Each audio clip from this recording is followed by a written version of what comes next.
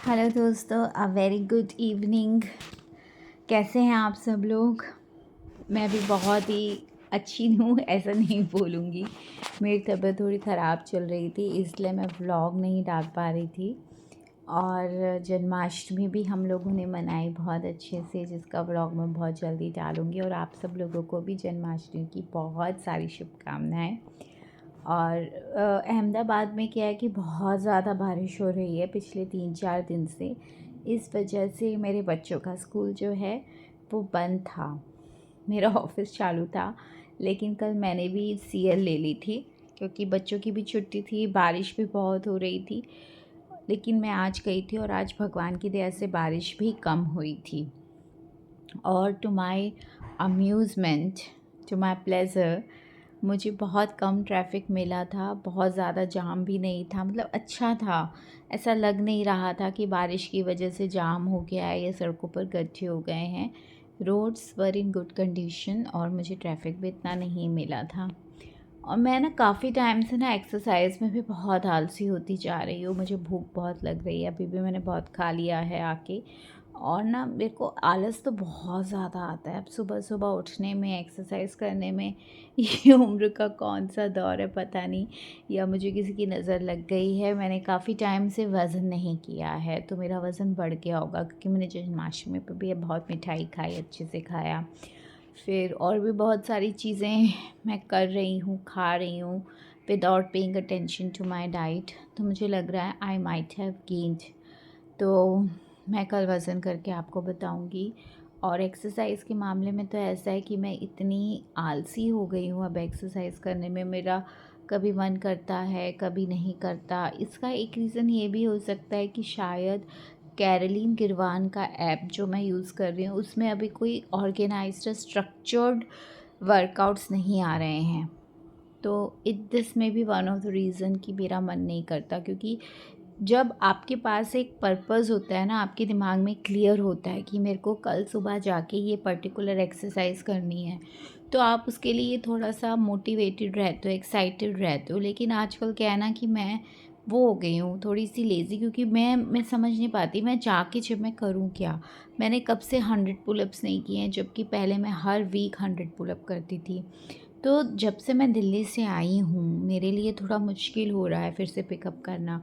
और ये मेरे साथ हर बार होता है और मेरे ख्याल से हर एक के साथ होता है कि एक बार आपका रूटीन टूट जाता है, तो फिर से वो हेल्दी रूटीन स्टार्ट करने में ना आपको बहुत टाइम लगता है।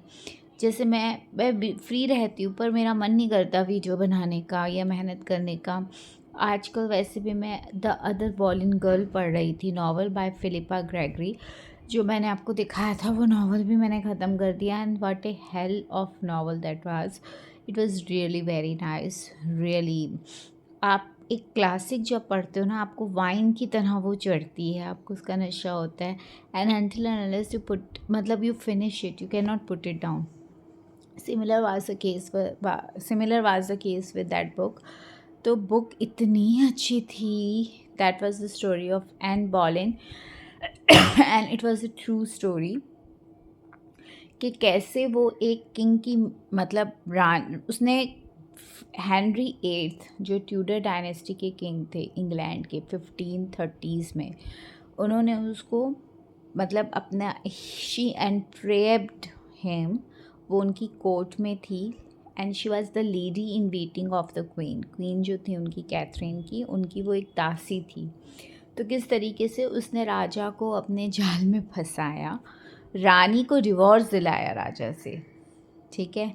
रानी बनी खुद राजा से शादी करके, but just after the marriage, karma is the bitch बोलते हैं ना, जो जो उसने रानी के साथ किया था उसको राजा से दूर करने के लिए similar thing starts happening with her. और जो उसने सोचा था कि मैं रानी बन के खुश रहूँगी, ऐसा कुछ नहीं हुआ। रानी बन के वो और ज़्यादा दुखी हो गई और ज़्यादा परेशान हो गई। और हमेशा उसके ऊपर एक प्रेशर रहता था लड़का पैदा करने का। और उसकी जब फर्स्ट संतान बेटी हुई तो सब इतने डिसअपॉइंट हुए, because this was the main reason for which उसने राजा को रानी से डिवोर्स दिलाया था। तो और शादी के 3 साल बाद ही उनके रिश्ते इतने ख़राब हो जाते, 3 साल बाद ही, 3 साल के अंदर ही, कि राजा उस पे एडल्ट्री का इल्ज़ाम लगा के उसे एग्जीक्यूट कर देता है।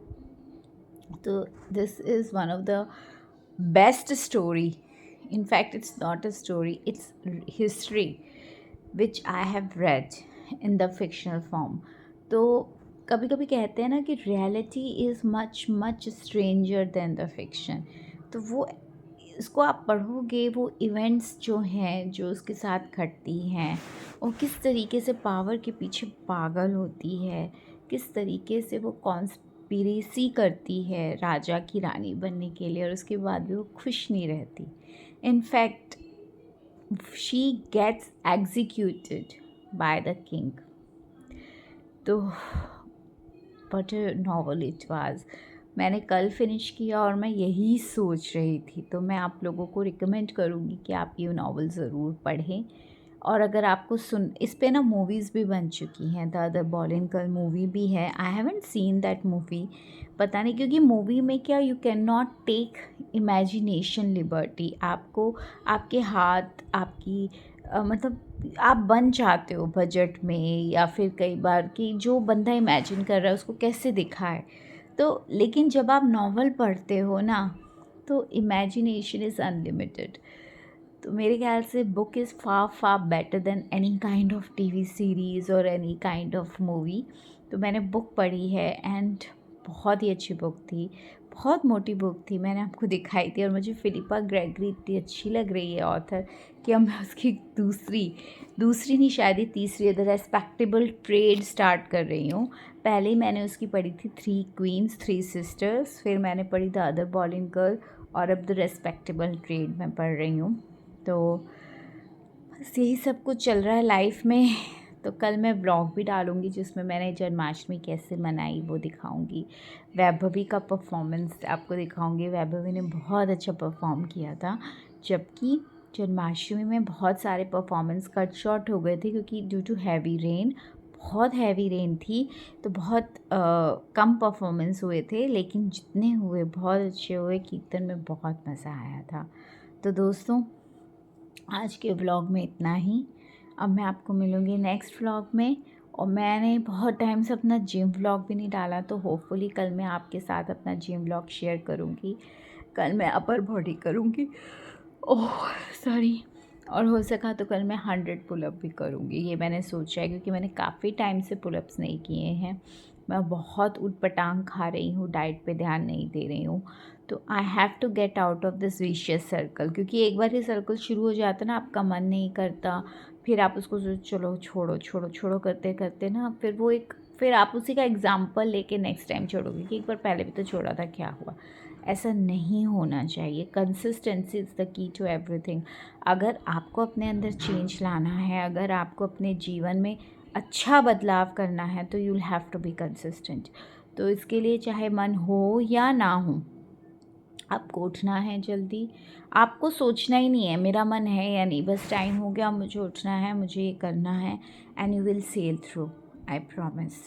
तो मैं भी I will sail through, I will break this vicious cycle. कल मैं पक्का करूँगी। I will lose my weight. मैं बहुत मोटी होती जा रही हूँ, मुझे ऐसा लग रहा है। और एक इम्पॉर्टेंट न्यूज़ दोस्तों, मेरी किट्टी है, सेकंड किट्टी मैंने ली है, और मैं किट्टी घर में नहीं दे रही हूँ, मैं किट्टी दे रही हूँ ऑक्टेन पिज़्ज़ा में, जो मेरे घर के पास है। और देखते हैं किट्टी कैसे होती है। चलिए दोस्तों, मिलते हैं नेक्स्ट व्लॉग में। बाय।